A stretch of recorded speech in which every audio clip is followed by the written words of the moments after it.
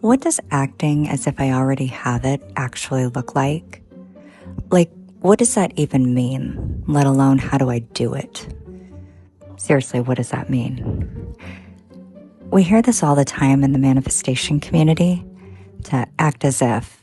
But today I'm going to give you actual examples. I'm going to show you the difference between your current self and your acting as if self, so you can see what this means in a day-to-day practical setting. We'll look at one specific goal many would like to achieve, 3 common situations that might pop up in your daily life, and then examine how your current self thinks, feels, and acts versus how your acting as if self thinks, feels, and acts. Basically, I'm going to show you step by step what acting as if looks like on a practical level, so you can actually shift to start getting everything you could ever want. Let's get into it. We're going to deconstruct a goal many of us have, and that is being wealthy and financially free. So remember, that's our ultimate goal throughout this video. Now, I want you to imagine you're sitting at your kitchen table and you just sat down with your first cup of coffee. You open your phone and check your banking app. After it loads, it displays your current balance as $123.45. Remember, that number is just a number. It's not good or bad. It's not a lot, and it's not a little. Because remember, the law of relativity states nothing is good or bad. You must have something to compare it to. But let's look at this scenario through the lens of what your current self thoughts might be. Your brain immediately goes into threat response mode.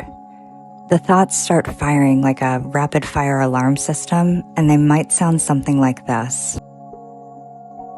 Oh my God, is that it? How am I supposed to survive on this until Friday? I'm never going to get ahead. Every time I think I'm doing okay, I end up back here.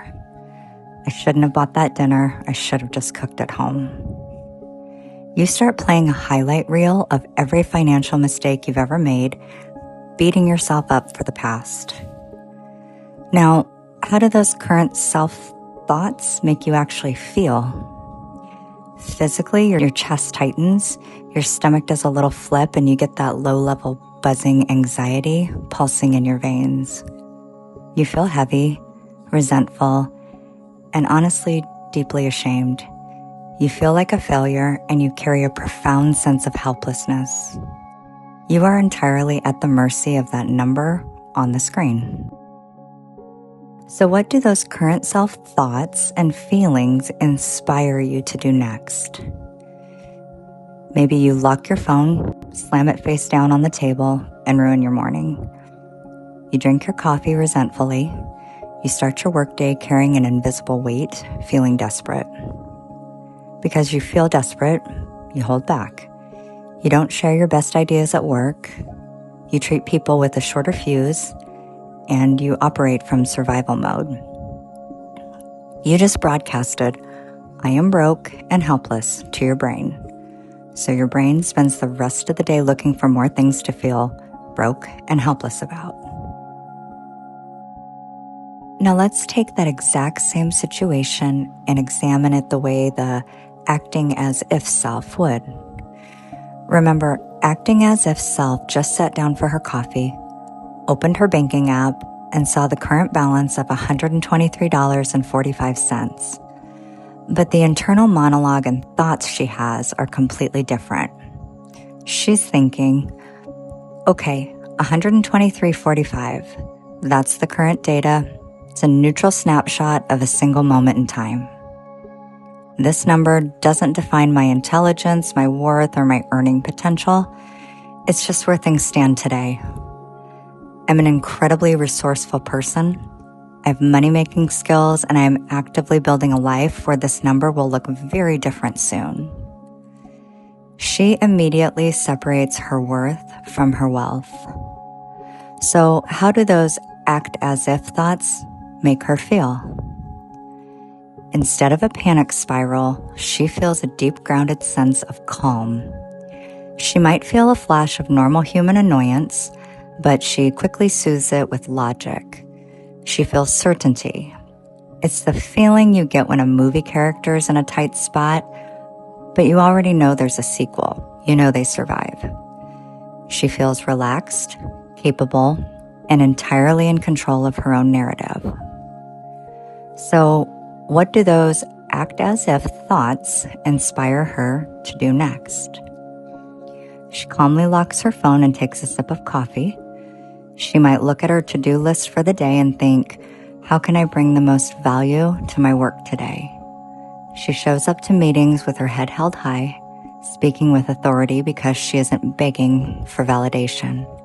She's focused on growth, not survival. Because her brain is calm, her reticular activating system, or the brain's filter, is wide open to notice new opportunities, solutions, or ideas that a panicked brain would completely miss.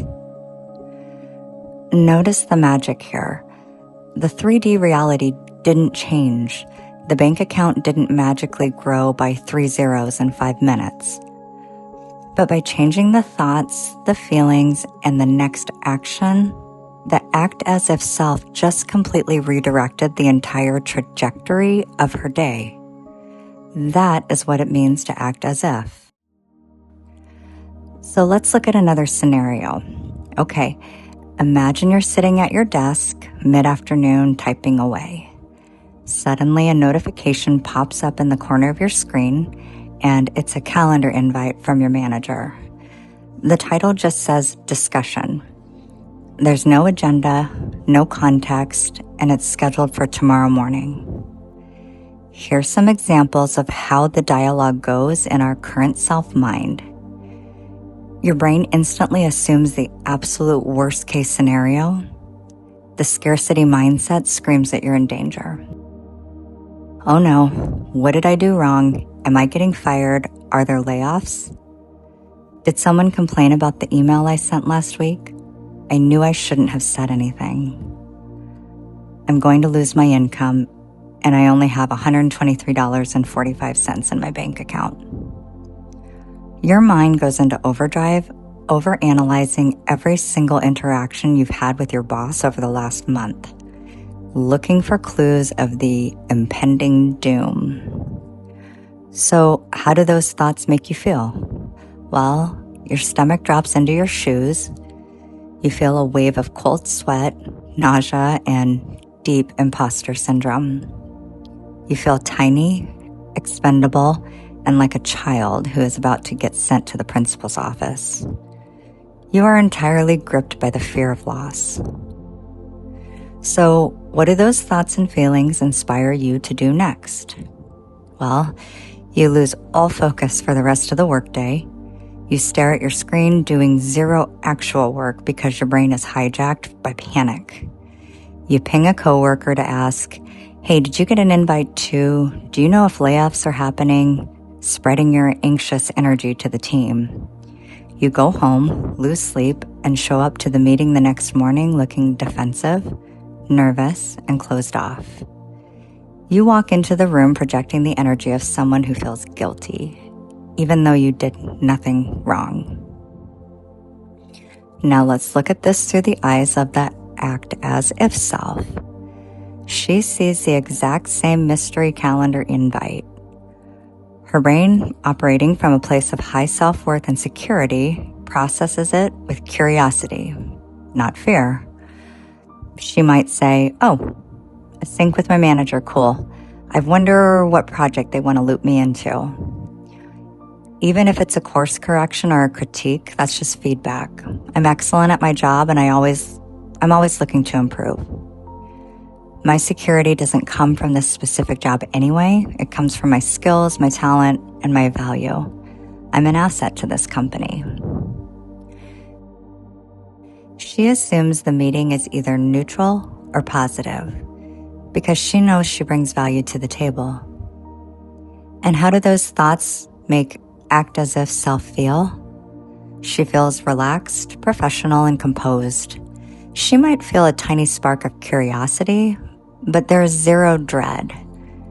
She feels an internal posture of equality. She views her manager as a collaborator, not an all-powerful dictator who controls her worth as a human being. So, what do those thoughts and feelings inspire her to do next? Well, she accepts the invite and immediately goes back to finishing her work with high excellence. She has a great evening, sleeps like a baby, and walks into that meeting the next morning with her head held high, shoulders back, and a genuine smile. If the meeting turns out to be about a new promotion, she looks ready for it. If it turns out to be about a mistake, she handles it like a calm, mature leader. Because she didn't shrink herself in fear, she projects the exact executive presence that actually leads to raises and promotions. So here's the final scenario I'd like to walk you through. Let's say you're walking out of your workplace for the evening, keys are in your hand, and you are ready to go home. You walk up to your car, glance down, and see your front tires completely flat. What are some of the current self-thoughts running through your mind? Your brain treats this inconvenience like a full-blown existential crisis. Your thoughts immediately spiral into victimhood. Are you kidding me?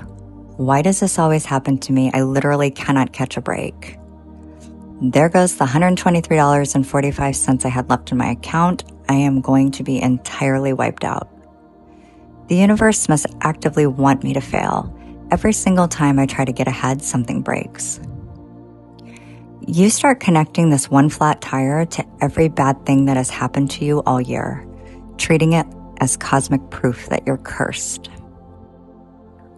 So, how do those thoughts make you feel? Well, you feel a sudden hot rush of anger and frustration, followed immediately by exhaustion. You feel defeated, fragile, and utterly powerless. It's that overwhelming feeling of being a victim of your life, where the world is just happening to you and you are constantly playing defense. And what do those thoughts and feelings inspire you to do next? You stand in the parking lot and vent, text 3 different people about how terrible your life is. You finally call roadside assistance or a tow truck, but you handle the call with shaky, anxious tone. You spend the entire evening complaining, pacing, and letting this one event ruin your night. Because you spent an hour in a state of high stress and anger, you sleep terribly, wake up exhausted, and carry the exact same "the world is against me" energy straight into the next day. Now, how does the act as if version handle the situation? She's looking at the exact same flat tire. She lets out a sigh because she is human, but her thoughts immediately pivot to logic and capability. She thinks, well, this is annoying and inconvenient, but it's just a flat tire. Cars get flat tires. This is a solvable problem. Doesn't mean the universe hates me, it just means I need to fix a piece of rubber. I am capable of handling this. I have roadside assistance or a spare tire or friends I can call. I will figure out the logistics and the money. She completely refuses to attach a tragic backstory to a minor mechanical issue. So how did these thoughts make act as if self feel? She feels grounded and calm. There's no panic because a financially secure person doesn't view a car repair as an event that will ruin their life. She feels resourceful. Her emotional baseline remains stable because she trusts herself to handle whatever life throws at her. And then, what do those thoughts and feelings inspire her to do next? She calmly calls the tow truck or pulls out the jack to change it herself. While waiting, maybe she listens to a book or a podcast. When the mechanic gives her the bill, she pays it without a dramatic monologue. She goes home, eats dinner, and has a relaxing evening. Because she didn't waste her energy throwing an emotional tantrum in the parking lot, she wakes up the next morning with her energy completely intact, ready to notice new financial opportunities instead of dwelling on yesterday's bills. I want you to look at that contrast. The current self used the tire as an excuse to fall apart. The act as if self used the tire as an opportunity to prove to herself how capable she really is. Once again, the problem was identical, but the identity handling it changed everything. By the time the evening rolls around, look at the massive divergence between these two states of being. Think about it. The physical reality for both of these people was exactly the same today. Both opened their apps to see $123.45. Both received a vague meeting request from their manager, and both left the office for the day to a flat tire. But look at where they're ending their night. The current self goes to bed physically and emotionally exhausted. She feels like a victim of her circumstances. She's drowning in cortisol, and her brain is processing today's events as absolute proof that they are stuck, broken, unsafe. Because she is sending a clear signal of scarcity to her own mind, her brain goes to sleep doing one thing: preparing to survive another day of threats. The act as if self goes to bed feeling calm, proud of how she handled the day, and tuned into opportunity. She didn't ignore reality, she mastered her response to it.